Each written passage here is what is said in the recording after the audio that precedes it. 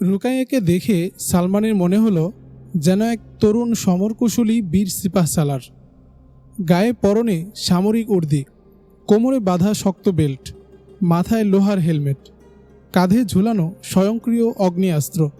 Field মার্শালের ন্যায় হেঁটে এসে গাড়ির ড্রাইভিং সিটে বসল, চাবি দিয়ে গাড়ি স্টার্ট দিল।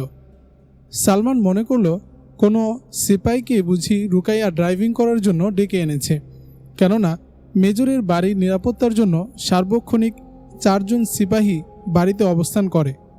অবশ্য এরা যুদ্ধের অবস্থা সম্পর্কে ওয়াকিবহাল নয়। তাই সে ড্রাইভিং সিটে বসা সিপাহীরূপী রুকাইয়াকে বলল, এই যে ভাই, তোমাদের ম্যাডামও বাহিরে যাবেন, তার জন্য একটু অপেক্ষা করো।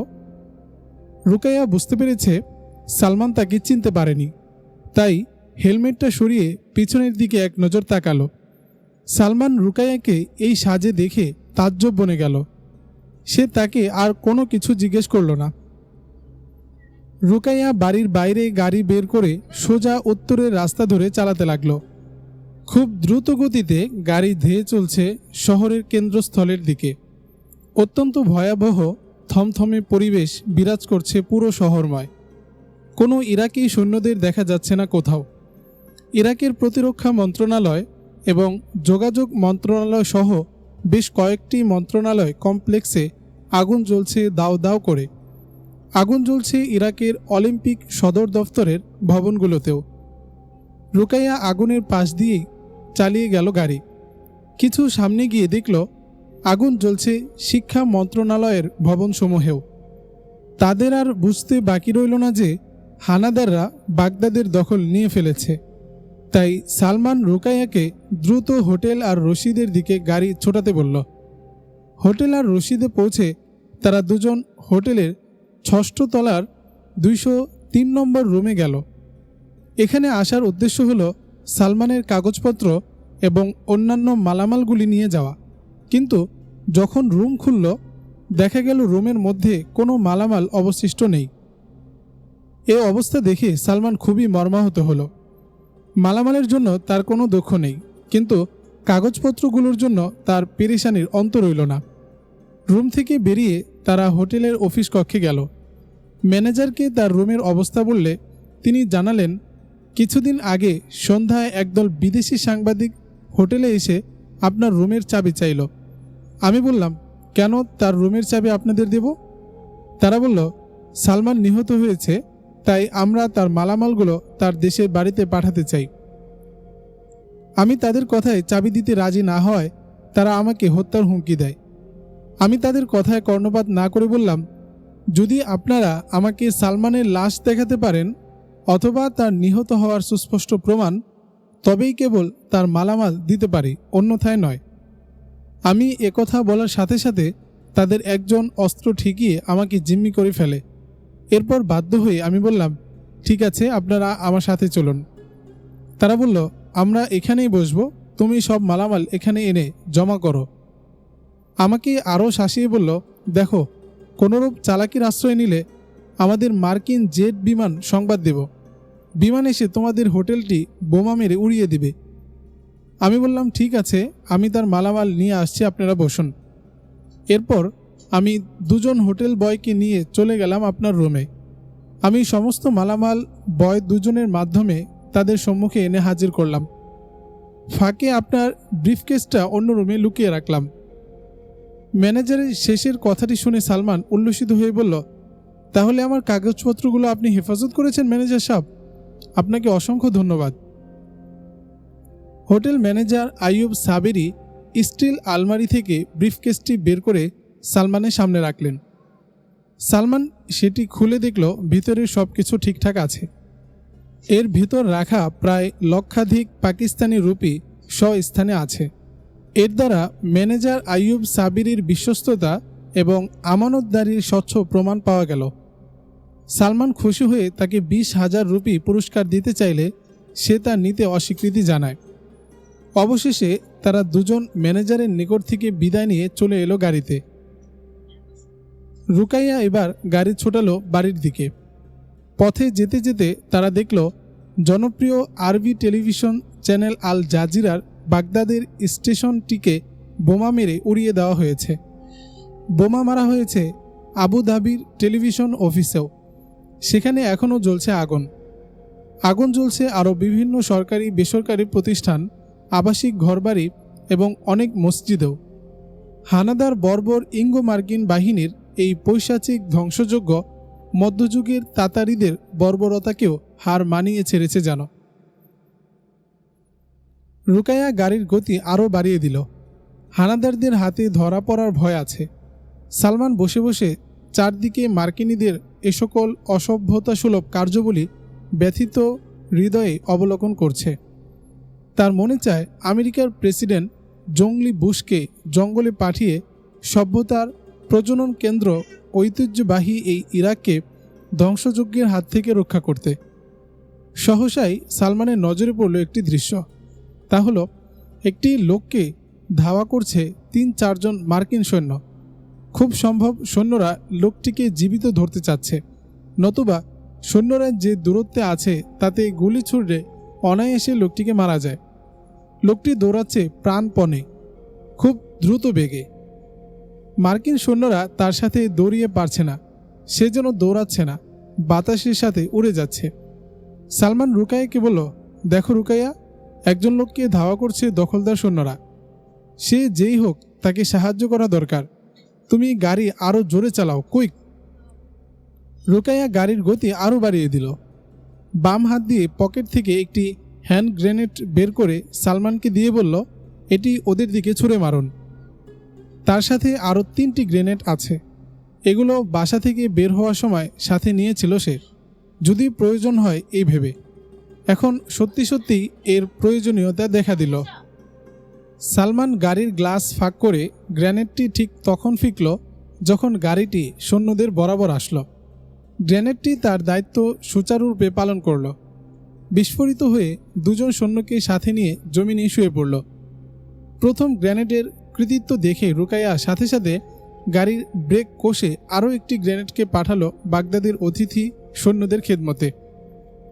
এই গ্রেনেডও তাদের মেহমানদের খেদমতে কোনোরূপ গড়িমসি করল না, তবে সে জীবিত 2 জনের সাথে মৃত্যু একজনকেও বুকে টেনে নিল, যেন এরা তার কত আপন, কত প্রিয়জন। পিছনে বিস্ফোরণের শব্দ শুনে ধাওয়াকৃত লোকটি থমকে দাঁড়িয়ে গেল। তাকিয়ে ঘটনাস্থলে মার্কিন সৈন্যদের তরফাতে দেখে সে পিছনে এগিয়ে আসলো। সালমান দেখল সে অন্য কেউ নয়, ঈগল, বাগদাদির ঈগল। সে চিৎকার দিয়ে বলল, রুকাইয়া, এ যে আমাদের ঈগল ভাই।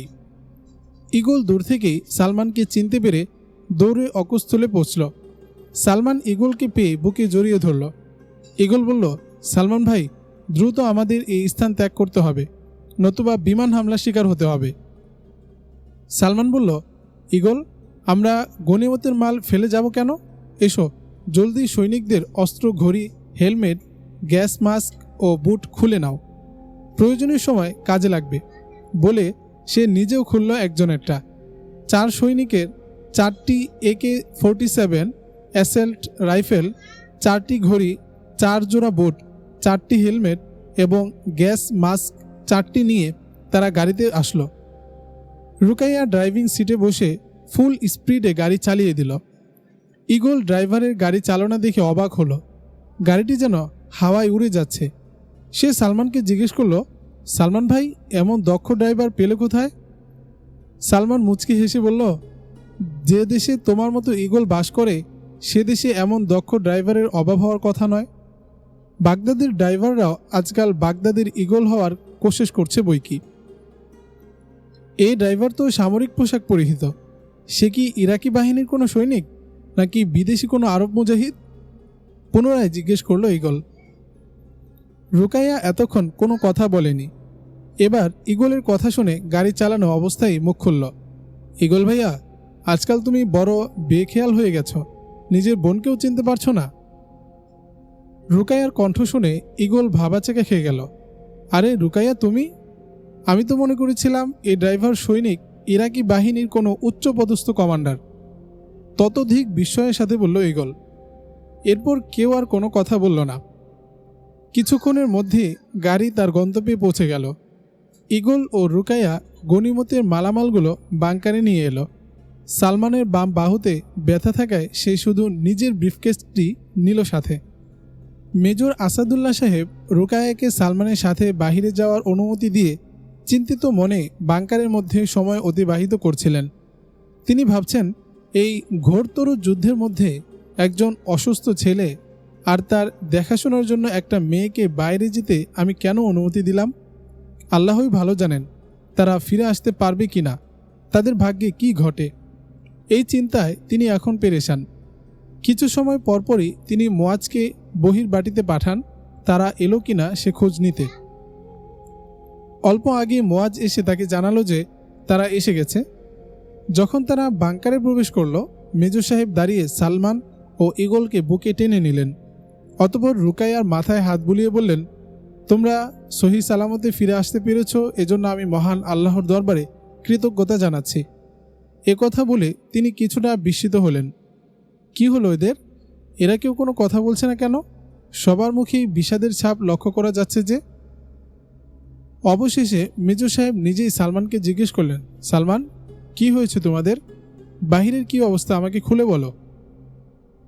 বলার জন্য সালমান মুখ খোলার চেষ্টা করল, কিন্তু কে যেন তার কণ্ঠটা টিপে ধরছে।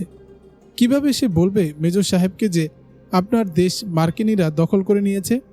তিনি কি এই সংবাদ শুনে নিজেকে সামলে রাখতে পারবেন? এই চিন্তা করতে লাগলো সে।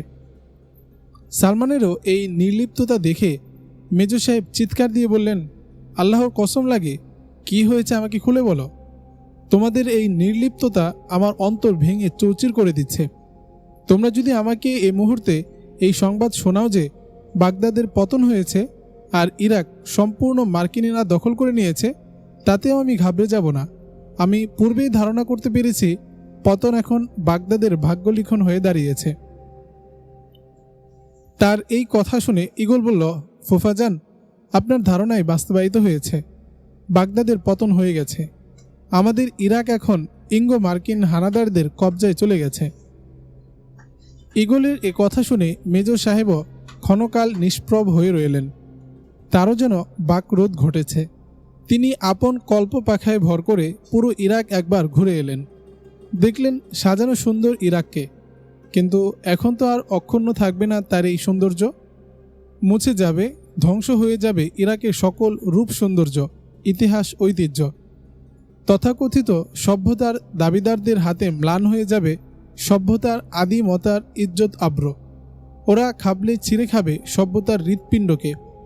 এদের হাত থেকে রক্ষা পাবে না অসংখ্য নবী রাসূল, সাহাবা, তাবেঈ, অলি আউলিয়াদের স্মৃতিধন্য এই পবিত্র ইরাক। আর ফুটবে না সৌন্দর্যের সুষমা নিয়ে বস্ত্রাই সেই গোলাপ। কারণ ওরা চতুষ্পদ জানোয়ার।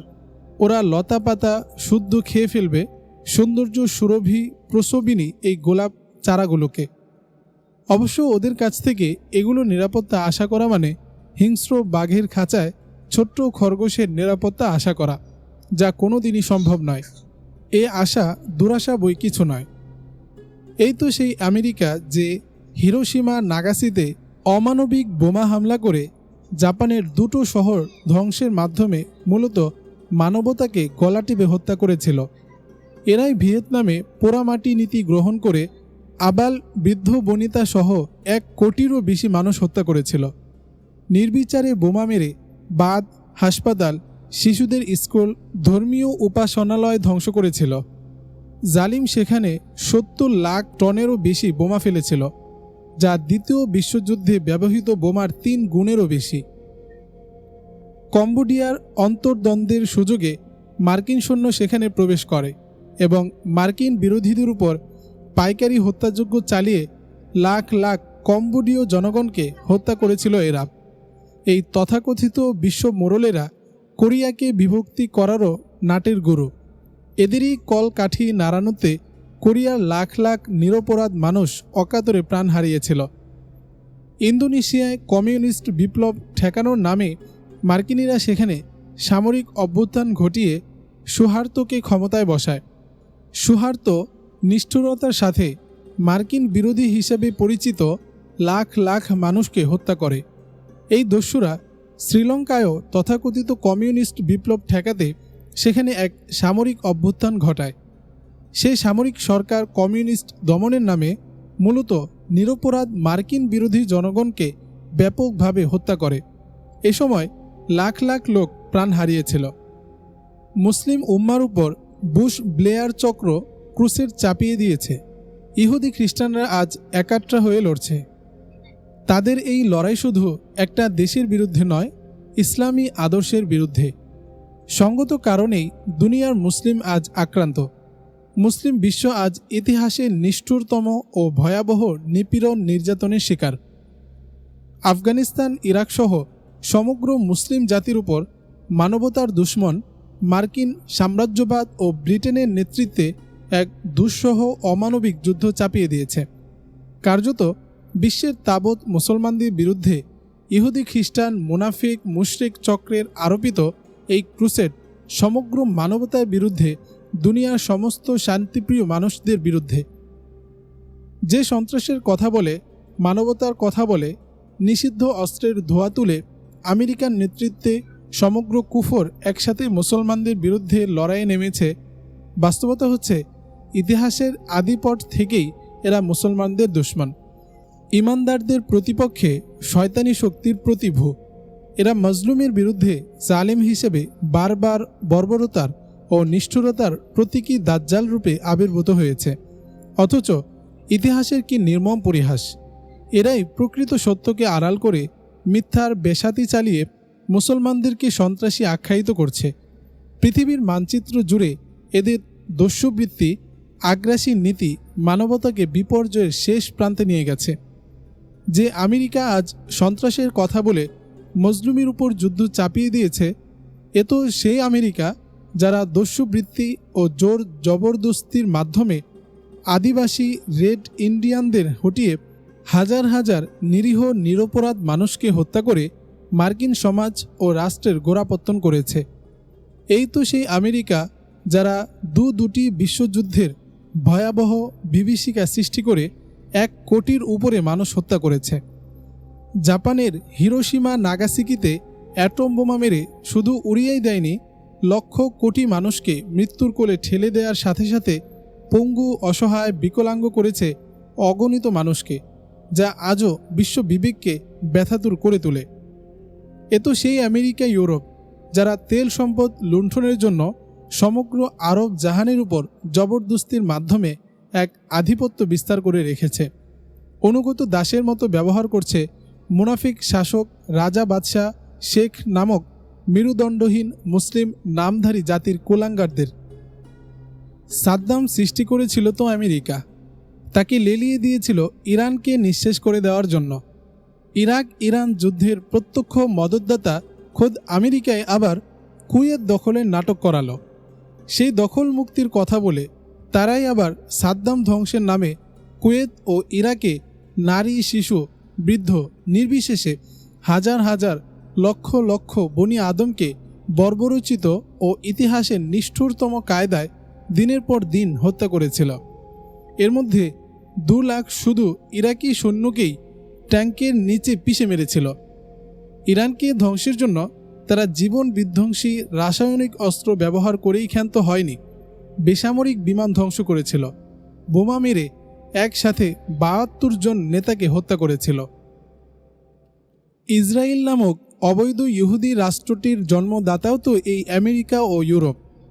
আমেরিকার অস্ত্র, গোপন গোয়েন্দা সংস্থা ও সৈন্যবাহিনী দিয়ে ইতিহাসের ট্র্যাজেডি খ্যাত দীর্ঘ 55 বছর যাবৎ আরব ইসরায়েল যুদ্ধের নামে আমেরিকা আরব মুসলিম তথা মানবতার বিরুদ্ধে জঘন্যতম সন্ত্রাস চালিয়ে যাচ্ছে। এমন দিন নেই যেদিন 2-4 জন ফিলিস্তিনি মুক্তিযোদ্ধা ও শিশু নারীকে হত্যা করা হচ্ছে না। তারাই আবার শান্তির ললিত বাণী শুনিয়ে ক্যাম্প ডেভিড চুক্তি করে। তারাই যুদ্ধবিরতির নামে ইসরায়েলকে শক্তি সঞ্চয়ে সুযোগ করে দেয়। তাদের ইশারায় ইসরায়েল কোনো প্রকার ঘোষণা ছাড়াই ইরাকের পারমাণবিক চুল্লির উপর হামলা চালায় এবং তা ধ্বংস করে দেয়। নাইজেরিয়াকে দেউলিয়া করে দিয়েছে আমেরিকা। আলজেরিয়া, সুদানকে অস্থিতিশীল করে রাখার একক পরিকল্পনা বাস্তবায়ন করছে মার্কিন সাম্রাজ্যবাদ। লিবিয়া ও সিরিয়ার উপর আক্রমণের পরিকল্পনা রচনা করেছে খোদ মার্কিন যুক্তরাষ্ট্র।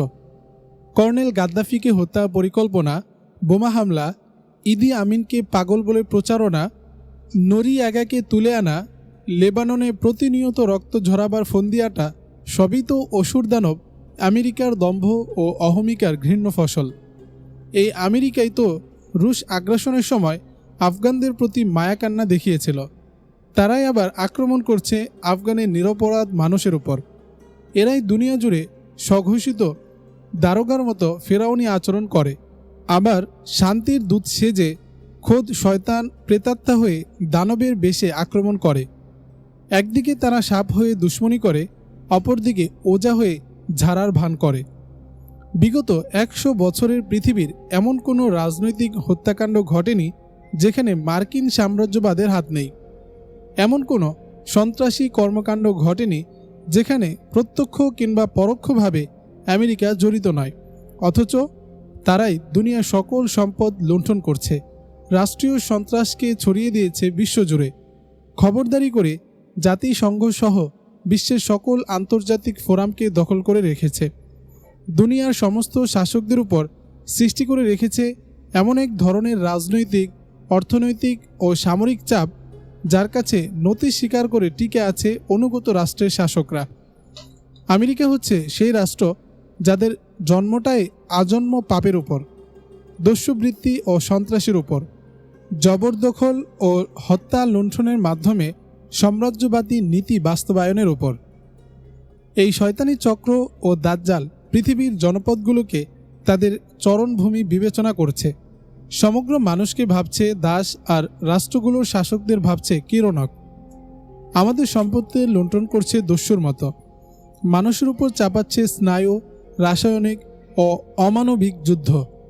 একইভাবে তারা উম্মার হৃৎপিণ্ড মক্কা, মদিনা, বাইতুল মুকাদ্দাসকে আজদাহার মতো ছোবলের মধ্যে রেখেছে। সৌদি আরবকে অক্টোপাসের মতো গিলে ধরে আছে।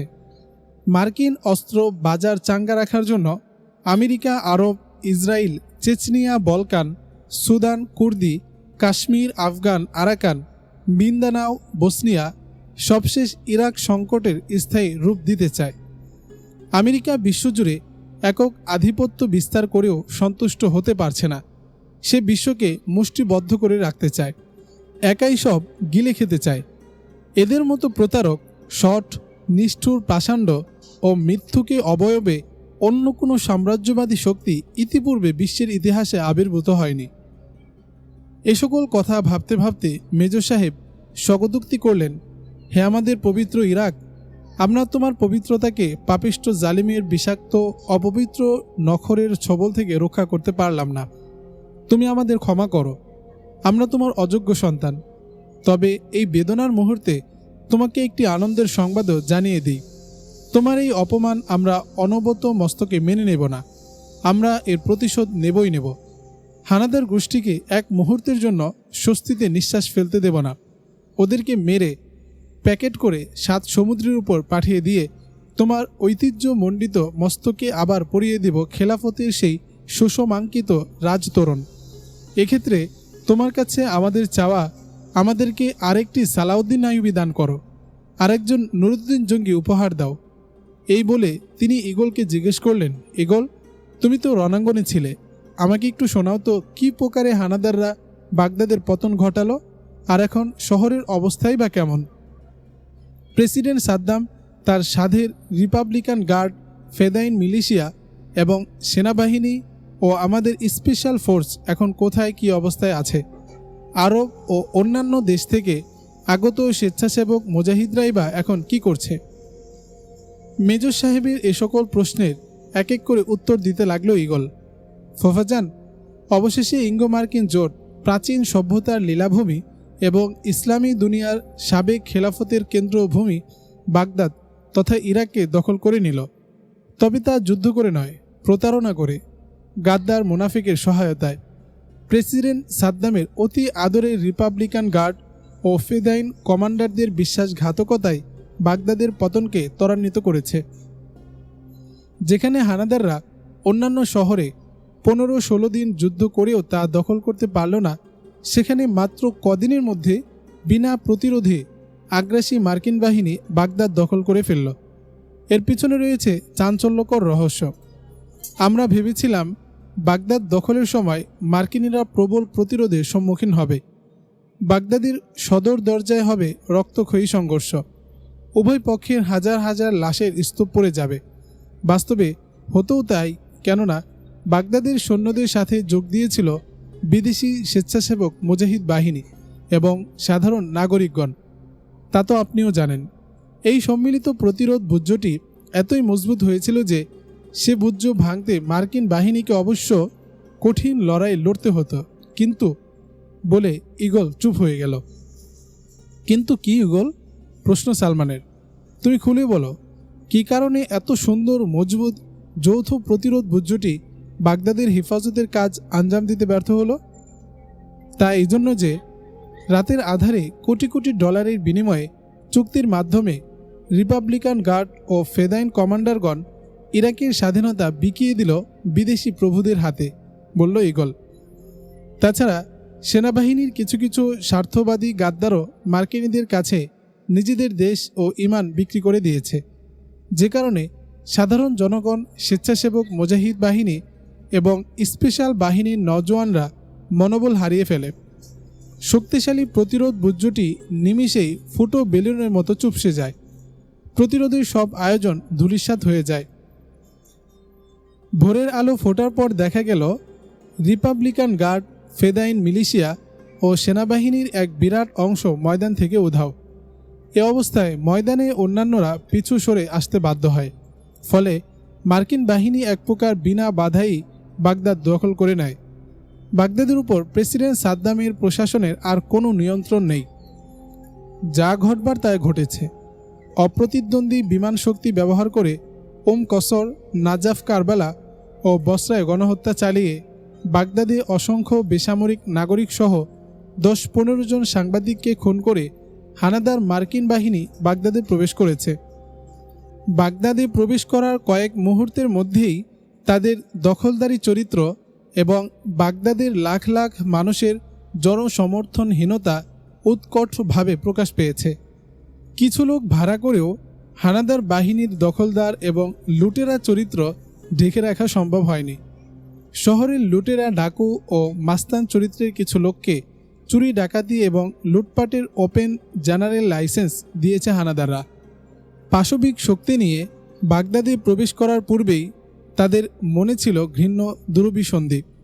বাগদাদে তারা যেসব অপকর্ম করবে, সেসব অপকর্ম যেন দুনিয়াবাসী দেখতে না পারে, তার জন্য আগের দিন থেকেই তারা বাগদাদে অবস্থিত বিভিন্ন টেলিভিশন কেন্দ্রগুলোতে হামলা চালাতে শুরু করে। কিন্তু সত্যকে চিরদিন চেপে রাখা যায় না।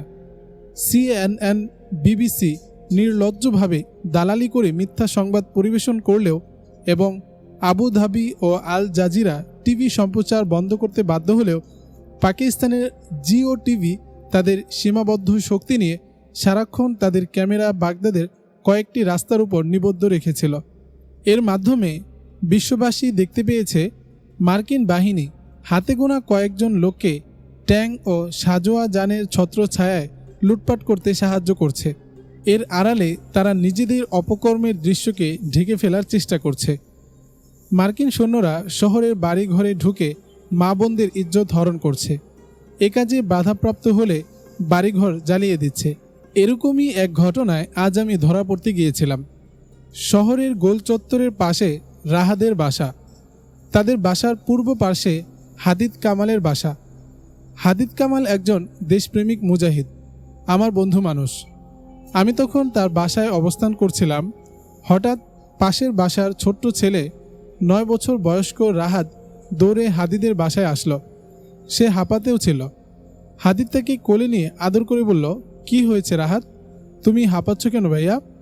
ততক্ষণে রাহাত হাওমাও করে কেঁদে দিল এবং কান্নাজড়িত কণ্ঠেই বলল, ভাইয়া, আমেরিকার সৈন্যরা একটু পূর্বে আমাদের ঘরে প্রবেশ করে। ঘরে তখন ছিলাম আমি, আম্মু এবং আপু। সৈন্যরা আমাদেরকে একটি রুমের মধ্যে বসিয়ে রেখে বলল, এখান থেকে কেউ বের হবার চেষ্টা করবে না। এরপর তারা আমাদের ঘরের সমস্ত মালামাল লুট করতে লাগলো। এমনকি থালা, বাটি, জগ, গ্লাস থেকে বাথরুমের বালতি, মগ পর্যন্ত রেখে দিল না। খবর পেয়ে আব্বু ও ভাইয়া এসে তাদেরকে মালামালগুলো নিতে বাধা দিল। তখন সৈন্যরা আব্বু ও ভাইয়াকে মারতে শুরু করলো।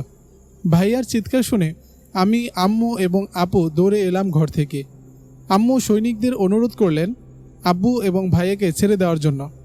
আপুও অনেক অনুরোধ করে তাদেরকে, কিন্তু সৈন্যরা তাদের অনুরোধ না শুনে বরং আব্বু এবং ভাইয়াকে তারের খুঁটির সাথে বেঁধে রেখে আম্মু এবং আপুকে গাড়িতে তুলে নিয়েছে। এতটুকু বলে রাহাত আরও জোরে কান্না জোরে দিল। রাহাতের মুখে এ কথা শুনে হাদিদ আমাকে বলল, ইগল, জলদি চলো, ওদেরকে বাঁচাতে হবে মার্কিনী দানবদের হাত থেকে। আমরা দ্রুত চলে এলাম রাহাতদের আঙ্গিনায়, কিন্তু সেখানে এসে যে দৃশ্য দেখলাম তাতে আমার পার রক্ত মাথায় উঠে গেল। রাহাতের পিতা ও ভাই লাশ হয়ে ঝুলে আছে তারের খুঁটির সাথে। তাদের বাড়িটিতে জ্বলছে লেলিহান অগ্নিশিখা। বাড়ির সামনে পড়ে আছে রাহাতের আম্মু এবং বোনের বিবস্ত্র লাশ। রাহাত তার আম্মুর লাশের কাছে বসে এমন কান্না শুরু করলো যে কান্না দেখলে পাথর ফেটেও অশ্রু ঝরে, গলে যায় কঠিন হৃদয় সম্পন্ন মানুষের মন, কিন্তু গলে না বা আচম্বিত হয় না বুশ নামের ওই জঙ্গলি প্রাণীটির এবং ওর সাঙ্গপাঙ্গ শয়তানগুলোর। হাদিদ দৌড় দিয়ে তার ঘরে চলে গেল। ঘর থেকে দুটি কাপড় এনে লাশগুলো এক জায়গায় রেখে ঢেকে দিতে লাগলো। আমিও তাকে সহযোগিতা করলাম। এরই মধ্যে সেই সৈন্যরা আমাদের অতিক্রম করে যাচ্ছিল লুটপাট করবে বলে, হয়তো অন্য কোনো বাড়িতে। আমাদেরকে লাশের কাছে দেখে গাড়ি থামালো। তা দেখে আমি সাথে সাথে গাড়ির দিকে এগোলাম।